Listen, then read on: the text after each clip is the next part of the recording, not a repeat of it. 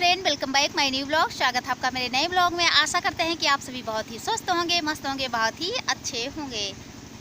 हवा बहुत मस्त चल रही थी और हम नींबू के पेड़ के नीचे बैठे थे और इस वक्त मशीन से खेत की सिंचाई हो रही है। और सिंचाई इस वजह से हो रही है क्योंकि जून लग गए हैं और हमें लगता है कि बहुत से लोगों को के यहाँ वो धान वाला जो बीज होता है उसे डाल दिए। हमें लगता है कि थोड़ा बड़ा बड़ा 2-3 इंच या और हो गया होगा, लेकिन मेरे यहाँ अभी वो धान के बीज डालने की वो तैयारी हो रही है।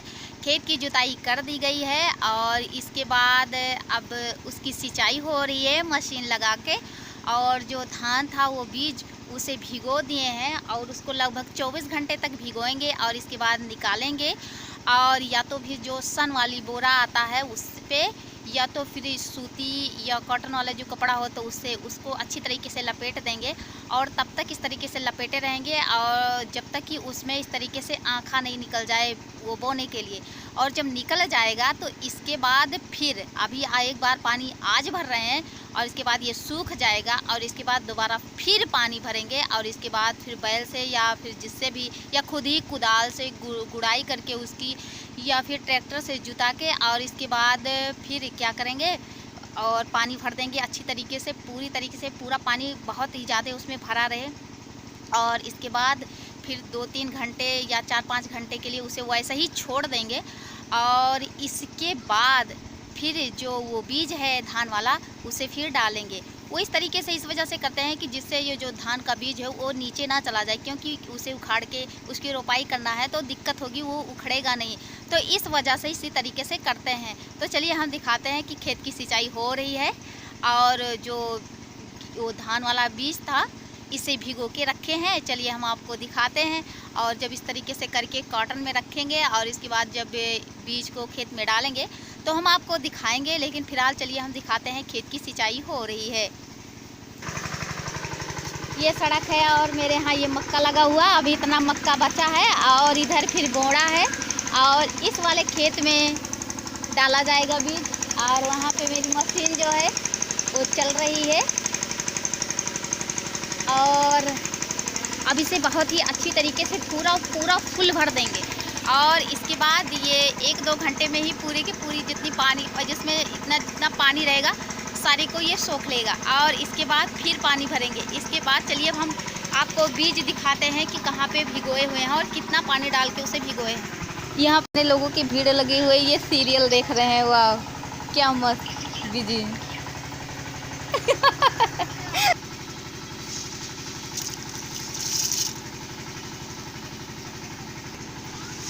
ये देख लीजिए, ये भिगोया गया है और इसमें इतना पानी डाला गया है।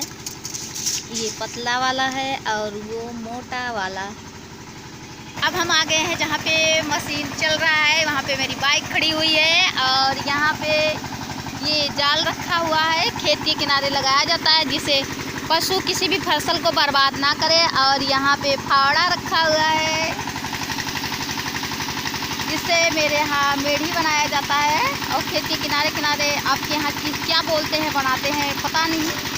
और यहाँ पे पाइप रखी हुई है और यहाँ पे मेरी साइकिल रखी हुई है बहुत पुरानी और इसमें हवा भी नहीं है जिससे हम पढ़ने जाते थे। और क्या है और तो यही। और यहाँ पे आम लगा हुआ है और नज़दीक चलते हैं। मशीन बहुत तेज़ी से आवाज़ कर रही है, इस वजह से आपको कुछ सुनाई तो नहीं देगा। यहाँ पे मेरी मशीन चल रही है, यहाँ पे इसे सेक्शन कहते हैं। बहुत अच्छी तरीके से नाच रही है। यहाँ पे प्रो है जो कि बोले गया।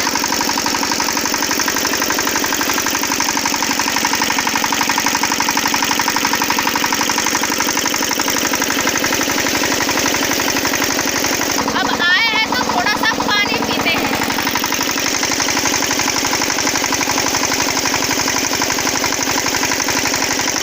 हमें प्यास लगी थी, हम पानी पी लिए हैं और यहाँ पे कौवा जो है वो नहा रहा है। हम आपको दिखा देते हैं। यहाँ पे कितनी मस्त तरीके से कौवा नहा रहा है। ठंडे ठंडे पानी से मिल गया, इसे बहुत आनंद आ रहा है।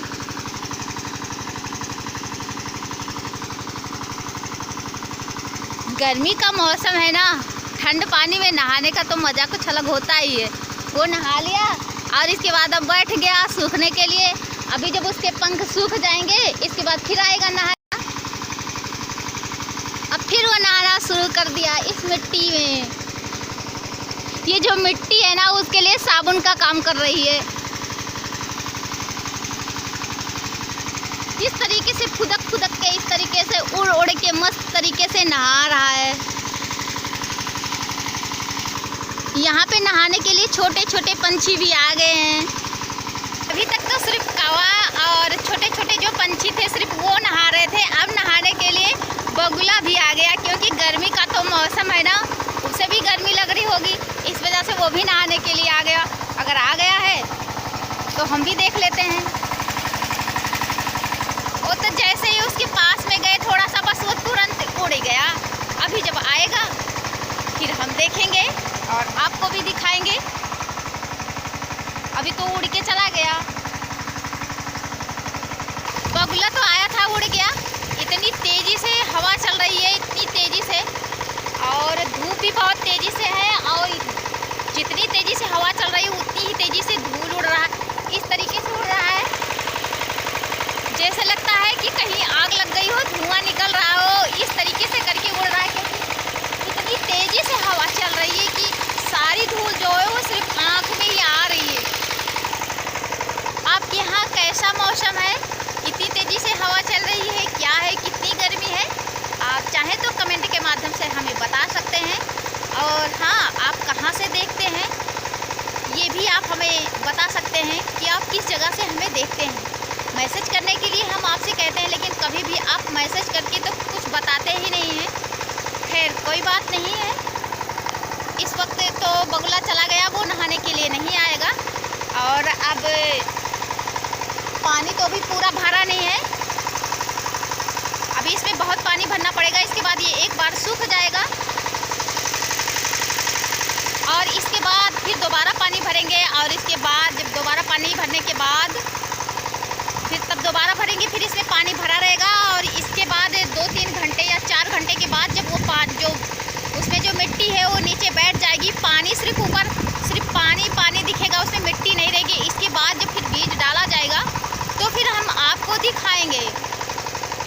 हम आपको दिखाते हैं कि धान का बीज डालने से पहले और इसके बाद किस तरीके से उसको समतल कर रहे हैं। चलिए हम आपको दिखाते हैं।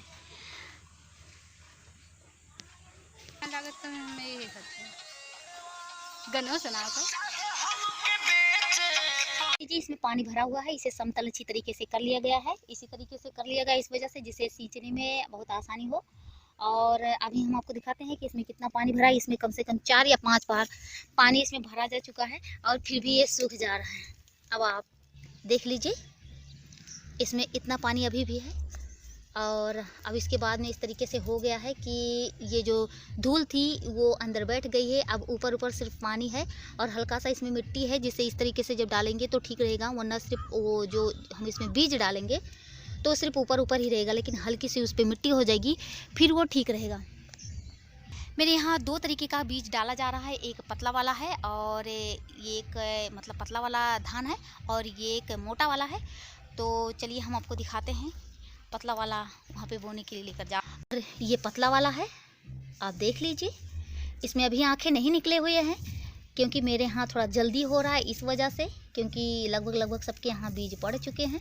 तो इसमें यहाँ पे देख लीजिए आँखा निकलने ही वाला था, लेकिन इसे इस तरीके से नहीं, इसे सन की बोरी या फिर कॉटन के कपड़े से इसे इस तरीके से करके ढक के दबाना था।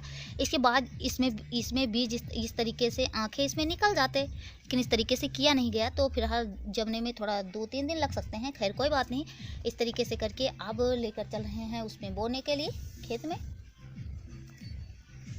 बीज डालेंगे और इसके बाद इसमें ऐसे पतला पतला डंडा लगा देंगे। वो डंडा इस वजह से लगाएंगे क्योंकि 2 तरीके का बीज डाले जा रहा है मेरे यहाँ, जिसके यहाँ 2-3 तरीके का बीज डाला जाता है।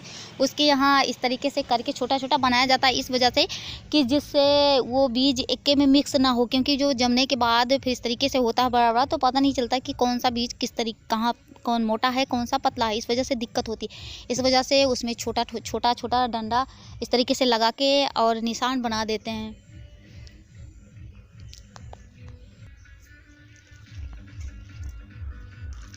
आशा करते हैं कि आपको जान के अच्छा लगा होगा। मिलते हैं अगले ब्लॉग में, तब तक के लिए थैंक यू।